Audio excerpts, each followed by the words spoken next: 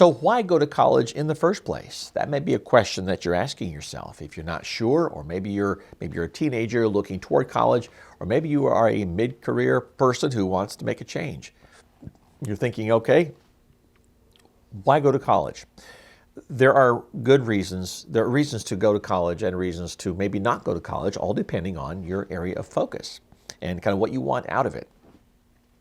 I'll just talk historically. There was a time, back in the early 2000s, late 90s, 80s, and 70s, where it seemed like everyone was being pushed to go to college. And I 100% agree that a college degree is awesome and is important to have depending on the field of study and what you're going to do with the degree. But going back, so there was a push to have people going to college and not really abandon the trades, but look more toward the white collar work.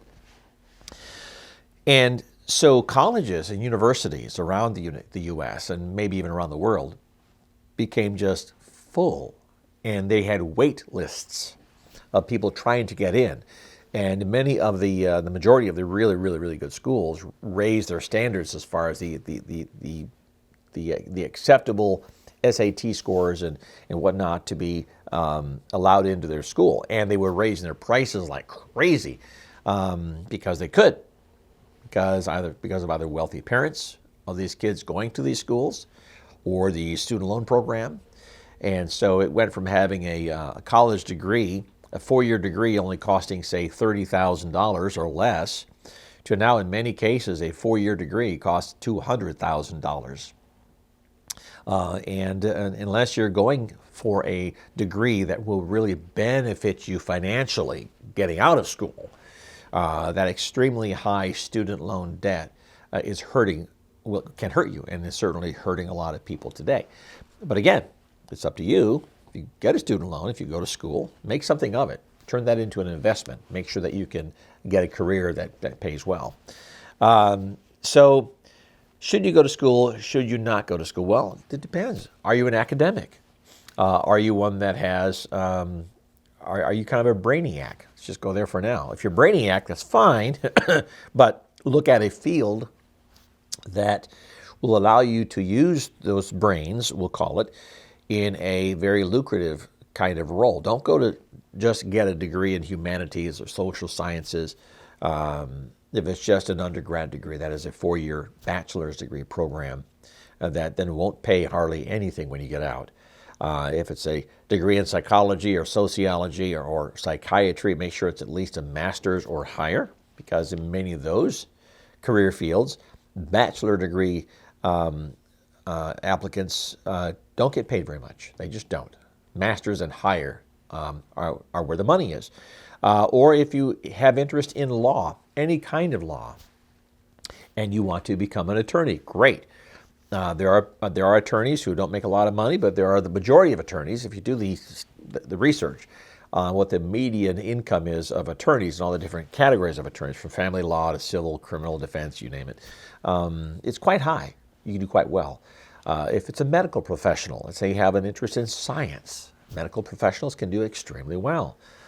But certainly choose the degree that's going to make sense. Now, if you're not a brainiac or you just don't like school, but you're being pushed to go to college, but you can't wait to get out of high school or through middle school to high school, and you just don't want to go to college, but then you're kind of going to be going just because it's sort of the thing to do, that could be a mistake, especially if you are one who otherwise likes to work with your hands. Now you could be talking about going to work in the trades. Maybe require trade school, which would be a 12-month to maybe a 2-year program to get certified of sorts if it's a field that requires some certifications, or it could be on-the-job training. There are a lot of people who build businesses without any college education, but they've applied themselves in a specific direction in a trade. And so, okay, I'm not going to be pounding nails my entire career, or I'm not going to be cleaning carpet my entire career. I'm not going to be turning the wrenches under the hood of the car my entire career. I'm not going to be cleaning out that stuck drain my entire career as a plumber, but I'm going to make a company out of it, hire employees to do that. So you can go into the trades, and if you enjoy the hands-on work that it entails, great, you can do it for a while. But then learn how to, I'm not telling you what to do, but I would suggest learning how to then turn it into a business, and then get the business acumen to grow it bigger than what you could do by yourself. Okay, so there are ways of looking at it that way as well.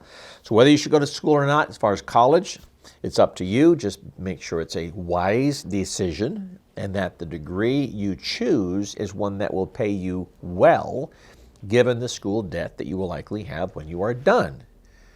So let's say that you get out of high school and you don't have a lot of skill yet to get a really good paying job, but you're going to make, let's just say, a certain amount of money. Let's call that here. Let's say $20 an hour. Use that for an example. It may be nothing by the time you watch this video, but let's use that number for now. But the degree you get, based on the study you've done and the research, pays this much.